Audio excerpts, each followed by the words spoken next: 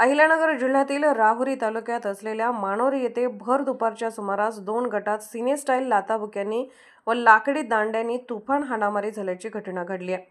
या घटनेत एक तरुण गंभीर जखमी झाला असून त्याला सुरुवातीला राहुरीच्या ग्रामीण रुग्णालयात उपचारासाठी दाखल केले।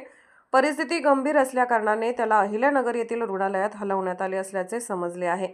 राहुरी तालुक्यातील मानोरी येथे आज दिनांक 31 जानेवारी 2025 रोजी दुपारी 2 वाजण्याच्या दरम्यान एक अंत्यविधी जात होता।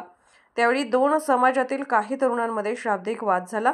अंत्यविधी झाल्यानंतर दोन गटातील अनेक तरुण समोरासमोर आले। त्यावेळी एका गटाने अमजद मेहबूब शेख वय 38 वर्ष राहणार मानोरी या तरुणाला लाथाबुक्यांनी व लाकडी दांड्याने बेदम मारहाण केली। यावेळी अमजद शेख या तरुणाच्या डोक्यात गंभीर दुखापत झाल्याने त्याला राहुरी येथील रुग्णालयात नेण्यात आले, परंतु गंभीर दुखापत झाल्याने पुढील उपचारासाठी त्याला अहिल्यानगर येथे रुग्णालयात हलवण्यात आले आहे।